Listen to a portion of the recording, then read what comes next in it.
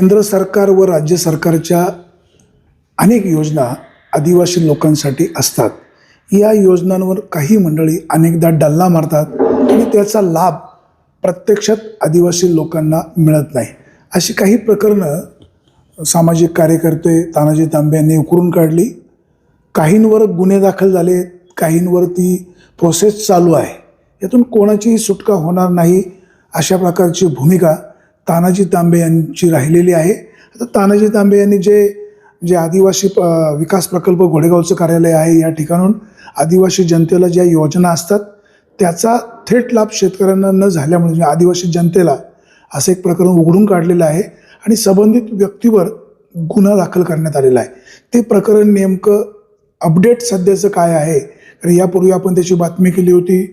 संबंधित व्यक्तीनं तानाजी तांबे यांच्यावर अपहरण दावा का ठोकण्यात येऊ नये अशा प्रकारचं नोटीस दिलं होतं अशी पण आपल्याला माहिती आहे. सध्या या प्रकरणाची नेमकी अपडेट काय आहे आपण जाणून घेऊया. तानाशेठ, 2026 सुरू झालेलं आहे. तुम्हाला नवीन वर्षाच्या खूप खूप शुभेच्छा. नेमकी हे प्रकरण काय आहे? वाणीसाहेब, 2026च्या तुम्हालाही शुभेच्छा.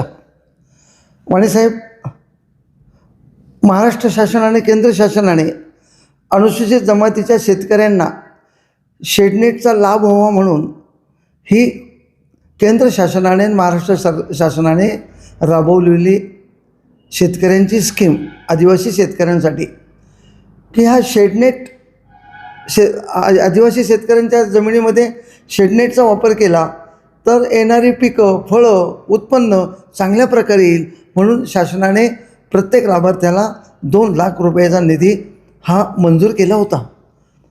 सन 2013, 14 आणि 15 ह्या 3 वर्षाच्या कालखंडामध्ये सदर स्कीम ही राबवण्यात आली. राबवण्याचं माध्यम ओम आदिवासी विकास सेवा प्रतिष्ठान जुन्नर आणि त्यांचे अध्यक्ष मिलिंद मडके यांनी ही स्कीम राबवली. शासनाचा त्यांना 90 लाखाचा निधी मंजूर झाला. त्याप्रमाणे संस्थेच्या अध्यक्षांच्या खात्यावर 90 लाखाचा निधी मंजूर झाला. 2 टप्प्यामध्ये 14 आणि 15च्या सालामध्ये त्यांना तो निधी त्यांच्या खात्यात जमा झाला. परंतु असलेले 37 लाभार्थ्यांपैकी त्यांनी 15 लाभार्थ्यांना लाभच दिला नाही. ही माहिती ज्यावेळेला मला माहिती प्राप्त झाली वाणीसाहेब, मग मी माहितीच्या अधिकारात RTI टाकला आणि ती माहिती मी प्राप्त करून घेतली. कुठल्या कार्यालयाकडून? मी घोडेगाव एकात्मिक आदिवासी विकास प्रकल्प देसाई साहेबांच्या कार्यालयातनं ही माहिती प्राप्त केली. माहिती प्राप्त झाल्यानंतर ही सदर माहिती, संपूर्ण माहिती हा बंच माझ्या हातात आल्यानंतर मी त्याचा अभ्यास केला आणि अभ्यासाच्या माध्यमातून माझ्या निदर्शनास असे आले की 15 शेतकऱ्यांना त्या लाभापासून ह्या मिलिंद मडकेने वंचित ठेवलं आहे. तानाजी शेठ, हे शेतकरी जे लाभ घेणारे होते हे जुन्नर तालुक्यातले, आंबेगाव तालुक्यातले का कुठले होते? आंबेगाव तालुक्यातले होते, खेड तालुक्यातले होते आणि जुन्नर तालुक्यातले होते. तिन्ही तालुक्यातले होते. साहेब, त्यातील काही लाभार्थी शेतकऱ्यांनी सन 2014, 15, 16मध्ये, 17मध्ये, 18मध्ये तक्रारी केल्या, पण कार्यालयाने त्यांच्या तक्रारीची दखल घेतली नाही. पण ज्यावेळी एक लाभार्थी मला भेटला आणि त्यांनी मग सांगितलं की साहेब, आमच्या आदिवासी समाजावर हा अन्याय होतो आहे, आम्हाला मिळणाऱ्या लाभापासून हे आमचे अध्यक्ष आम्हाला वंचित ठेवतात, तर आमचा लाभ आम्हाला मिळाला पाहिजे. मग त्या माध्यमातून मी माहितीचा अधिकार टाकून ती माहिती प्राप्त केली. त्याप्रमाणे त्याचा अभ्यास केला आणि अभ्यासाच्या माध्यमातून माझ्या निदर्शनास असे आले की 31,08,325 रुपयाचा दंड, 31,03,218 रुपयाचा दंड त्यांना झाला. आणि तो दंड झाल्यानंतर म्हणजे ती रक्कम रिकवर करा, परत भरा, अशा काही सूचना दिल्या? अशा त्यांना वारंवार एकात्मिक आदिवासी विकास प्रकल्प घोडेगाव यांनी त्यांना नोटिसा पाठवल्या.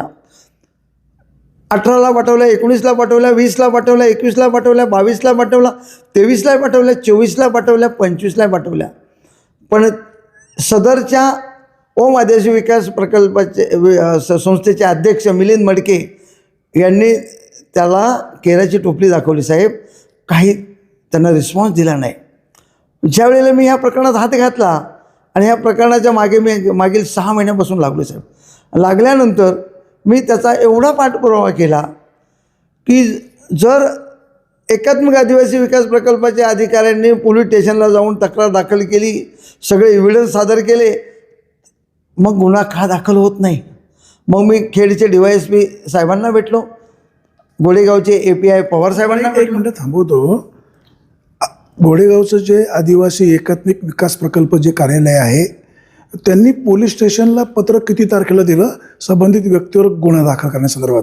त्यांनी साहेब पत्र दिलं 8 तारखेला. 8 काय पत्र दिलं आणि पत्र कुठे? सदर पत्र त्यांनी असे दिले की सदर व्यक्तीवर तुम्ही गुन्हा दाखल करा. हे पत्र दिल्यानंतर त्याचा पाठपुरावा साहेब मी सुद्धा केला की पोलीस स्टेशनला दिल्यानंतर त्यांनी किती तारखेचं पत्र आहे? 8 तारखेचे साहेब 8 तारखेला पत्रव्यवहार केला. 8 डिसेंबर 2025. 2025ला दिलं साहेब. आणि ते दिल्यानंतर त्या माध्यमातून त्यांनी काय केलं, पोलिसांनी त्यांनी DYSPकडे पत्रव्यवहार केला. मग DYSPनी त्याची स्क्रुटिनी काढली, त्याच्यात काय अजून कागदपत्र कमी आहेत का. गोडेगावच्या APIने सुद्धा काम चांगले केले आणि DYSP खेडचे साहेबांनी सुद्धा काम उत्तम प्रकारे केले साहेब. कारण त्यांनी स्क्रुटिनी काढल्यानंतर त्याच्यामधला कालखंड गेला, महिन्याचा एक कालखंड गेला. पण त्या महिन्याभराच्या कालखंडामध्ये त्यांनी एकात्मिक आदिवासी विकास प्रकल्पाचे जे देसाई साहेब आहेत, पाटील साहेब आहेत, त्यांनी त्याचा फॉलोअप घेतला आणि राहिलेली डॉक्युमेंट त्यांना सादर केली साहेब. मग शेवटच्या स्टेपला अजून का होत नाही? मी म्हटलं की एवढं जर मी तुमच्या हातात संपूर्ण डॉक्युमेंट आणून देतो, एव्हिडन्स देतो आहे की सदर व्यक्तीने महाराष्ट्र शासनाचा, केंद्र शासनाचा 31,03,021 रुपयाचा भ्रष्टाचार केला आहे, हे जर तुमच्या निदर्शनास आणून देत असूनही तुम्ही गुन्हा का दाखल करत नाही? म्हणून साहेब मी त्यांना आमरण उपोषणाचं पत्रसुद्धा मागच्या 29 तारखेला दिलं. परंतु त्यांनी त्याची दखल घेतली साहेब. आणि दखल घेऊन त्यांनी कालच्या 8 तारखेला सदर अध्यक्षांवरती गुन्हा दाखल केला आहे. माझी साहेब म्हणजे 8 जानेवारी 2026ला मिलिंद मडके यांच्यावर गुन्हा दाखल झालेला आहे. FIRची कॉपी? FIRची कॉपी ही साहेब आहे. ही FIRची कॉपी आपल्यासमोर मी दाखवतोय.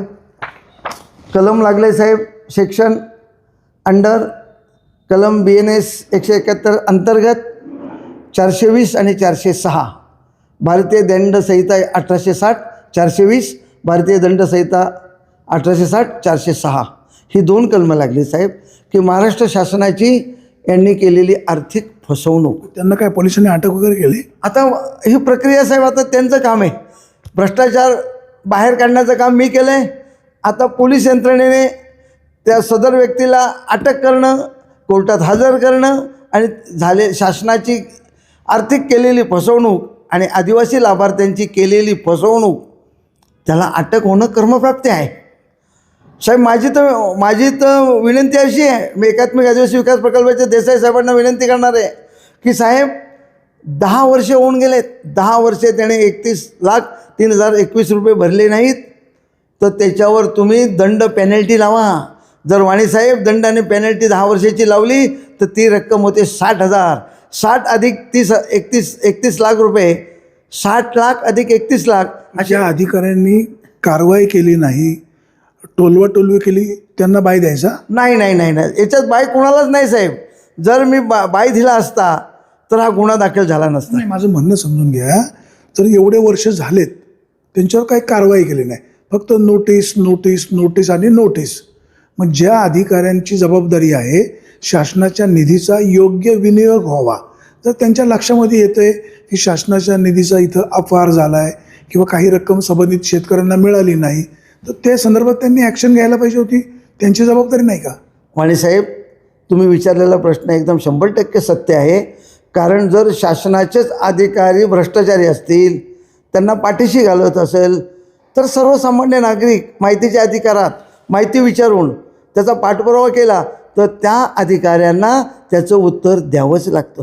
म्हणून मी देसाई साहेबांना आणि पाटील साहेबांना विनंती केली की साहेब, पुढील स्टेज सदर जो आरोपी आहे मिलिंद मडके, त्याच्या प्रॉपर्टीला टाच लावा, त्याची प्रॉपर्टीवर तो बोजा चढवा आणि बोजा चढवत असताना मागील 10 वर्षाची त्याला दंड आणि पेनल्टी लावा.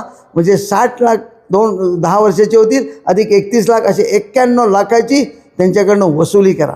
साहेब, मी हे करत असताना वाणीसाहेब मला त्यांनी मिलिंद मडकेंनी एक नोटीस पाठवलं आणि त्या नोटीस नोटीसच्या काय माध्यमातून पाठवलं, कोणामार्फत पाठवलं? नोटीस मला पाठवलं, असं वकिलाच्या माध्यमातून नोटीस पाठवलं आणि त्या नोटिसामध्ये तुमच्यावर अब्रू नुकसानीचा दावा का करू नये, म्हणजे उलटा चोर कोतवाल को डाटे, म्हणजे चोऱ्या करायच्या, शासनाची लईलूट करायची, आदिवासी समाजाच्या शेतकरी लाभार्थ्यांच्या पैशावर डल्ला मारायचा आणि सर्वसामान्य नागरिकांना परत त्यांच्यावर गुन्हे दाखल करायचे. हा कोणता न्याय साहेब, वाणी साहेब? वकिलांनी तुम्हाला नोटीस दिल्यानंतर तुम्ही त्याचं काय उत्तर दिलं? मी उत्तर देणार होतो, पण मी म्हटलं जोपर्यंत गुन्हा दाखल होत नाही, ज्या दिवशी गुन्हा दाखल होईल त्यानंतर त्यांना उत्तर आणि एफ आय आरची प्रत त्यांच्या वकिलाला मी RPDने स्पीड पोस्टाने पाठवणार आहे. आता गुन्हा दाखल झाला, आता त्याचा रिप्लाय वकिलांना देणार? 100% साहेब. आज उद्या मी ह्या माध्यमातून, तुमच्या माध्यमातून आता मी सर्वसामान्य नागरिकांना विनंती करतो आहे की शासनाची, महाराष्ट्र शासनाची, केंद्र शासनाची या एकात्मिक आदिवासी विकास प्रकल्पात भयंकर घोटाळे आहेत. आदिवासी शेतकऱ्यांना, लाभार्थ्यांना लाभ मिळत नाही. अशा प्रत्येक NGO संस्था काढून बसलेले आहेत अध्यक्ष आणि त्यांचे सदस्य, आणि त्या माध्यमातून आलेल्या निधीचा अपहार करायचा. समजा 25 शेतकरी असतील लाभार्थी, तर 10 शेतकऱ्यांना लाभ द्यायचा आणि 15 शेतकऱ्यांच्या लाभावर आर्थिक डल्ला मारायचा. ही आजची जुन्नर तालुका, खेड तालुका, आंबेगाव तालुका, मुळशी तालुका, संपूर्ण तालुक्यात हीच अवस्था आहे. वाणीसाहेब, अजून बरीचशी प्रकरणं आहेत आदिवासी विकास प्रकल्पामधली की त्याच्यामध्ये लाखो रुपयांचा भ्रष्टाचार झालेला आहे साहेब. तर हे सगळं सांगायचं म्हणजे त्यांनी तुम्हाला येऊन भेटावं असा काय प्रकार? वाणीसाहेब, मी कधीही त्यांनी सांगावं, मला भेटावं, मला मॅनेज करावं, मला पैसे द्यावे, मी कधीही पैशाच्या मागे पळालो नाही आणि पळणार नाही. शासन, आज तुम्हाला सांगितलं ना साहेब, याला 6 महिन्याचा कालखंड गेला एवढं करत असताना मी, पण त्याला मी हटलो नाही की घाबरलो नाही, पण त्याचा पाठपुरावा करून सदर व्यक्तीवर मी गुन्हा दाखल केला आहे. आता इथनं पुढची जबाबदारी कुणाची आहे साहेब? एकात्मिक आदिवासी विकास प्रकल्प घोडेगावची आहे की सदर व्यक्तीची रिकव्हरी, त्याच्या प्रॉपर्टीला टाच लावणं हे त्यांचं काम आहे. त्या विभागाने जर पाठपुरावा केला नाही तर तानाजी तांबे यांची पुढची भूमिका काय राहील? साहेब, जर एकात्मिक आदिवासी विकास प्रकल्पाने त्याचा पाठपुरावा केला नाही तर मी त्याचा पाठपुरावा करणार. आदिवासी प्रकल्पातील जे अधिकारी दोषी असतील त्यांच्यावरसुद्धा कारवाईची मागणी करणार साहेब मी. आता तुम्ही हे जर प्रकरण घोडेगावच्या कार्यालयात दिलं त्यावेळेस इतरही काही प्रकरणं तुम्ही सबमिट केली होती, त्या संदर्भामध्ये अपडेट काय आहे की तो विषय सोडून दिला? साहेब, हा शेडनेटचा विषय झाला, हळद आहे तोही विषय आहे, त्याही विषयात माझी अपडेट चालू आहे. माहितीच्या अधिकारात मला माहिती प्राप्त झाली, त्याप्रमाणे मी त्यांना लेखी दिलेलं आहे. स्मरणपत्र 1 दिले, 2 दिले, त्याप्रमाणे ते लाभार्थ्यांची त्यांचे आता संपूर्ण चौकशी चालू आहे. ते लाभार्थ्यांकडनं अपडेट घेत आहेत की तुम्हाला खरोखर लाभ मिळाला की नाही, तुमच्या शेतात हळद आली की नाही, तुम्हाला खत मिळालं की नाही, ज्या वस्तू द्यायला पाहिजे त्या वस्तू तुम्हाला तुम्हाला बाकीच्या सगळ्या वस्तू मिळाल्यात की नाहीत, हीच इन्क्वायरी त्यांचे अधिकारी करत आहेत. आणि ती अधिकाऱ्यांनी केलेली चौकशी आज 90% पूर्ण झालेली आहे, फक्त 10% बाकी आहे. मी परवाच ऑफिसला जाऊन आलो आणि त्यांना म्हणालो, जर तुम्हाला हा गुन्हा दाखल होत नसेल तर पुढचा गुन्हा तुम्ही कसा दाखल करणार? ह्या गुन्ह्याला जर तुम्ही 6-6 महिने लावत असाल तर पुढच्या येणाऱ्या ज्यांनी लाभार्थ्यांचा, सर्वसामान्य शेतकऱ्यांचे आर्थिक लूट केली त्यांच्यावर तुम्ही कसे गुन्हे दाखल करणार साहेब? देसाई साहेबांना मी म्हटलं की साहेब, का तुम्हीसुद्धा त्यात मिळाले आहेत का? ते म्हणले अजिबात नाही, ही प्रोसेस आहे शासनाची, थोडं लेट होतं आहे पण थेट होतं आहे. साहेब, थोडं लेट झालं आहे पण डायरेक्ट झालं आहे. मी DYSP साहेबांचे आभार मानेल, त्याचप्रमाणे API घोडेगावचे पवार साहेबांचे आभार मानेल आणि एकात्मिक आदिवासी विकास प्रकल्पाचे देसाई साहेब आणि पाटील साहेब यांनीसुद्धा मला साहेब सहकार्य केलं. त्यांनी टोलवाटोलवी केली नाही, कारण त्यांना मी आमरण उपोषणाचं पत्र दिलं होतं. जर तुम्ही गुन्हा दाखल झाला तर मी 12 जानेवारीपासून तुमच्या कार्यालयासमोर घोडेगावला आमरण उपोषणाला बसणार आहे. साहेब, त्याच्या अगोदरच 8 तारखेलाच गुन्हा दाखल झाला. आणि त्याचप्रमाणे जर यांनी कारवाई केली नाही, पुढे जर कारवाई, मी पत्र सदर साहेब तुम्हाला दुसरं एक सांगायचं, वाणी साहेब, ही जी संस्था आहे ओम आदिवासी विकास सेवा प्रतिष्ठान, रजिस्टर्ड नंबर 19/11/2007 पुणे. मी धर्मदाय आयुक्ताला सुद्धा याचा पत्रव्यवहार करणार आहे की सदर संस्था बरखास्त करा, त्याचं निलंबन करा. कारण या संस्थेला संचालक मंडळ पण असेल ना मग? संचालक मंडळ जबाबदार आहे ना, पण यांनी गुन्हा अध्यक्षांवर केलाय. अध्यक्षांच्याच नाव, संस्थेच्या नावाचे अध्यक्ष आणि सचिव आणि बाकीचे संचालक. सचिव कोण आहे? सचिव त्यांचं नाव अजून मला माहिती नाही मिळाली साहेब सचिवाची, पण अध्यक्ष मिलिंद मडके आहेत. आता जो गुन्हा दाखल झाला आहे त्याच्यामध्ये त्यांचा नेमका आशय काय, जरा प्रेक्षकांना वाचून दाखवाल? वाणी साहेब,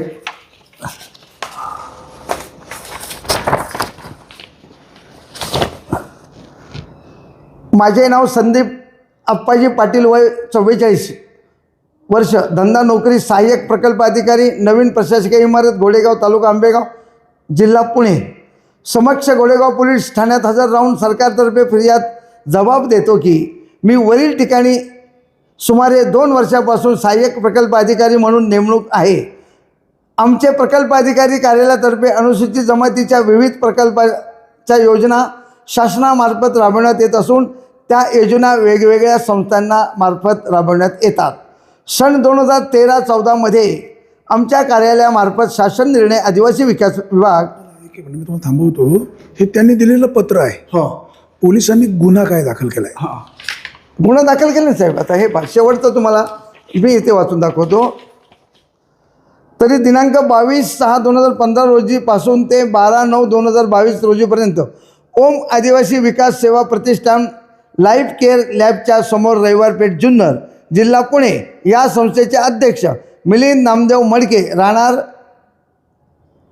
घोडेगाव, तालुका आंबेगाव, जिल्हा पुणे येथे मंजूर असलेल्या अनुसूचित जमातीच्या दारिद्र्य रेषाखालील शेतकऱ्यांच्या शेतात त्या दर्जेदार फळभाजीपाला विकसित करण्याकरिता शेडनेटची उभारणी करण्यासाठी अर्थसहाय्य या योजनेत काम घेऊन त्या कामाच्या निधी म्हणून एकूण 90,54,900 रुपये घेऊन सदर योजनेतील आंबेगाव तालुक्यातील एकूण 15 लाभार्थ्यांना सदर योजनेच्या लाभापासून वंचित ठेवून शासनाची फसवणूक करून शासनाची एकूण रक्कम 31,03,218 रुपयांचा अपहार केला आहे. म्हणून माझे त्यांच्या विरुद्ध सरकारतर्फे कायदेशीर फिर्याद आहे.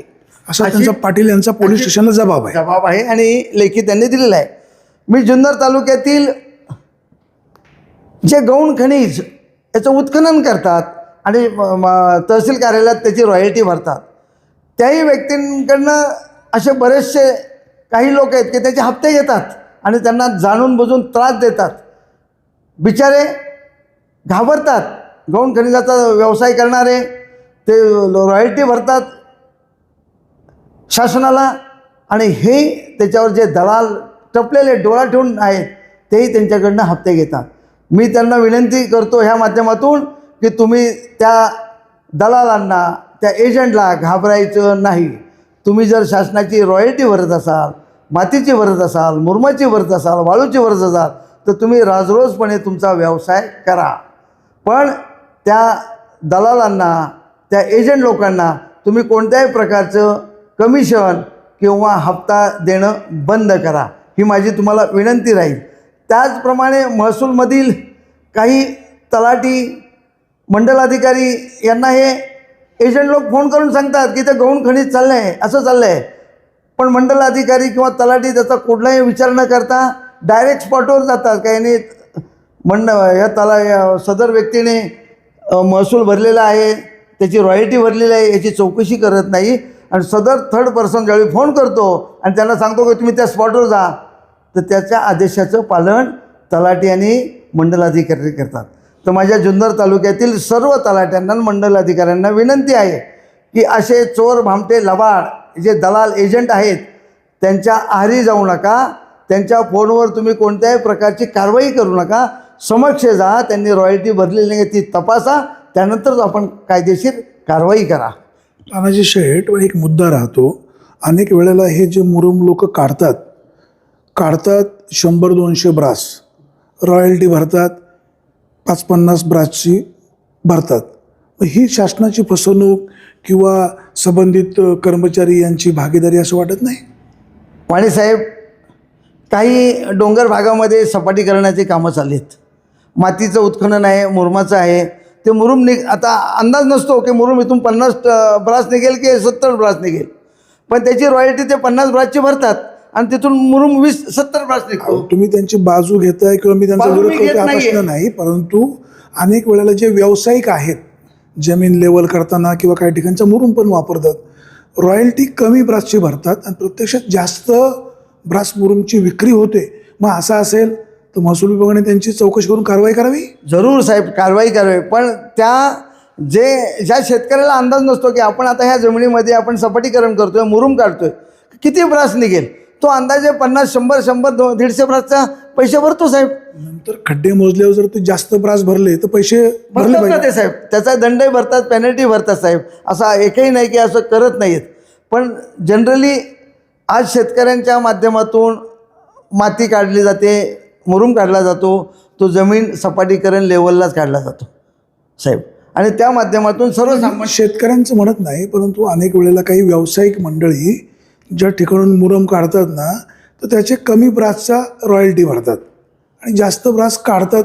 असं अनेक वेळा चर्चेलं जातं. त्या वाहनांना नंबर प्लेट नसते, प्रमाणापेक्षा जास्त वाहतूक होते. हे पण वास्तव आहे. तुम्ही त्यांची बाजू का घेता? मी वाणीसाहेब त्यांची बाजू घेत नाही आणि प्रशासनाला मी विनंती करतो आणि गौण खनिजांच्या वाहतूकदारांना विनंती करतो आहे की बाबांनो, त्या नेमप्लेट लावा. जर तुम्ही 100 ब्रास काढला असेल तर 100 ब्रासची रॉयल्टी भरा, शासनाची फसवणूक करू नका आणि त्या माध्यमातून तुम्हालाही 2 पैसे मिळतात. आणि जेणेकरून फक्त माझी विनंती आहे की तहसील कार्यालयात, महसुली कार्यालयात काम करणाऱ्या कर्मचाऱ्यांनी, तलाठी असतील, मंडलाधिकारी असेल, त्यांनी एजंटच्या फोनवरती, दलालांच्या फोनवरती ताबडतोब त्याच्या स्पॉटवर जाऊन त्याचे पंचनामे करू नका, त्याची शहनिशा करा. उद्या तानाजी तांबेने फोन केला म्हणून लगेच तुम्ही त्या स्पॉटवर जायचं नाही, त्याची खातर जमा करा. खातं जमा करा. त्यांनी तहसील कार्यालयात रॉयल्टी भरलेली आहे की नाही हे काही न करता तुम्ही डायरेक्ट त्यांना साहेब त्यांच्यावर दंड पारित करता साहेब. आता तालुक्यामध्ये अनेक दगडाच्या खाणी आहेत. अनेकांनी नूतनीकरण केलेलं नसतं. परवाना एका ब्रासचा असतो, प्रत्यक्षात जास्त ब्रास दगडाची विक्री होते. महसूल विभागाचं म्हणावं असं लक्ष नाही. ॲक्च्युली किती खाणी आहेत, ते नूतनीकरण करतात का, शासनाला रॉयल्टी भरतात का, याचाही कुठं मेळ बसताना दिसत नाही. वाणीसाहेब, सगळ्यात महत्त्वाच्या विषयाला तुम्ही हात घातला आहे. आणि आपण म्हणतो ना, जर्सी गाय 20 लिटर दूध देते आणि त्या दुधाला भाव नाही, तशी शासनाची अवस्था आहे. शासनाने जर वेळेत ह्या गोष्टीत लक्ष दिलं आणि त्यांची एक टीम याच्यावर कार्यान्वित केली तर शासनाला लाखो रुपयांचा महसूल मिळेल आणि रॉयल्टी मिळेल. मग शासन त्याच्याकडं दुर्लक्ष का करतं आहे, कशासाठी करतं आहे, हे आज कैक वर्षापासून हा प्रश्न पडला आहे की शासनाने सदर याच्यावर लक्ष केंद्रित केलं पाहिजे आणि याच्यासाठी एक संपूर्ण टीम वेगळी करून ह्या गौण खनिजाच्या माध्यमातून होणारा भ्रष्टाचार हा थांबवला पाहिजे. तहसील कचेरीचं या संदर्भामध्ये भरारी पथक असतं, परंतु कधीकधी ते भरारी पथकातील माणसंच संबंधित व्यवसायाशी संपर्कात असतात. एखाद्याने तक्रार केली की अगोदर मेसेज त्याला पोचतो. आता अनेक ठिकाणी दगडाच्या खाणी सुरू आहेत, दगड काढला जातो, खूप मोठमोठे खड्डे झालेले आहेत.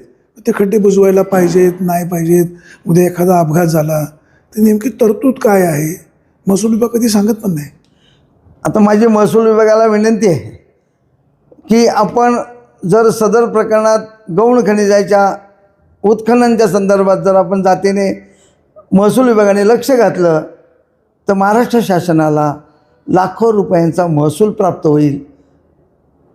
फक्त प्रामाणिकपणे जर अधिकाऱ्यांनी काम करायचं ठरवलं वाणीसाहेब, प्रामाणिकपणे, ना खाऊंगा ना खाणे दूंगा, नियमात जर बाय प्रोसेसमध्ये जर केलं तर साहेब महसूल लाखो रुपयांचा जुन्नर तालुक्यात जमा होईल साहेब. पण ही त्यांची करण्याची इच्छा महसुली अधिकाऱ्यांची राहिली पाहिजे साहेब. कारण मी आजही जुन्नरला जातो आहे. आज शासनाने भारतीय जनता पक्षाच्या शासनाने महसूल मंत्र्याने आदेश काढलेत, तुमचा हा रस्ता पाणंद रस्ता या रस्ता, पण सध्या प्रत्यक्षात साहेब झिरो आहे, झिरो.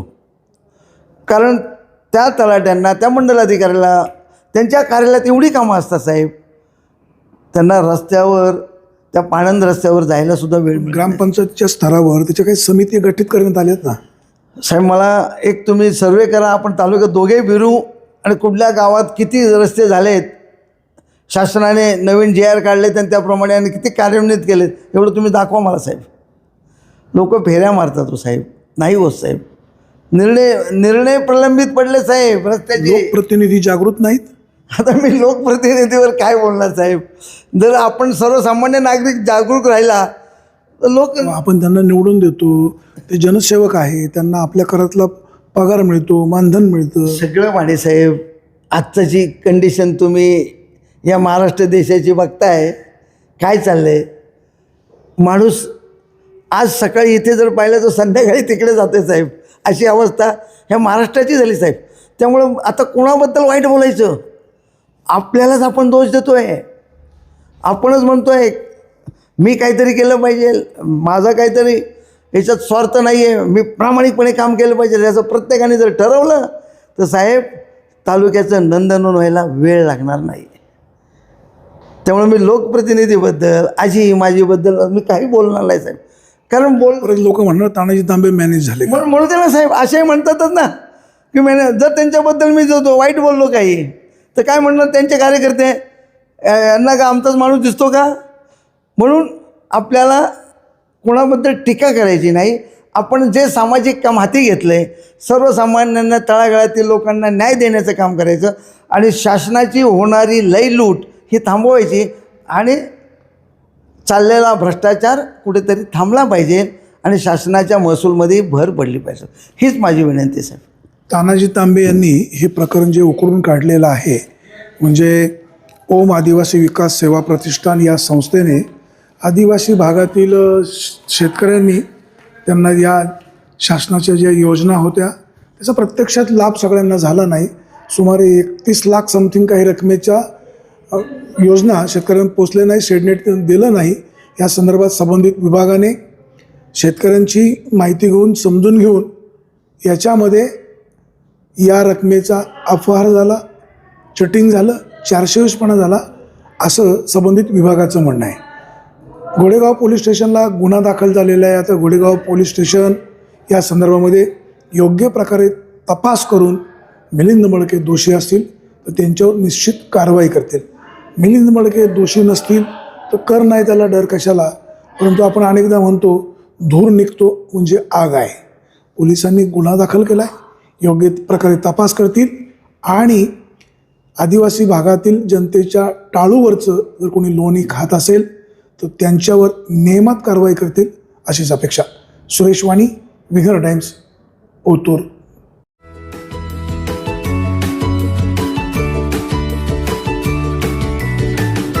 बातम्या शेतीच्या,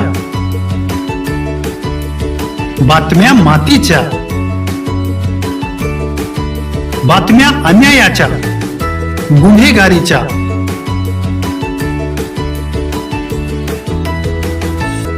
राजकारणाच्या आणि समाजकारणाच्या, शोषणाविरुद्ध बुलंद आवाज, जनसामान्यांच्या हुंकाराची गाज, सत्कार्याला प्रोत्साहन, दुष्कृत्याला अनुशासन,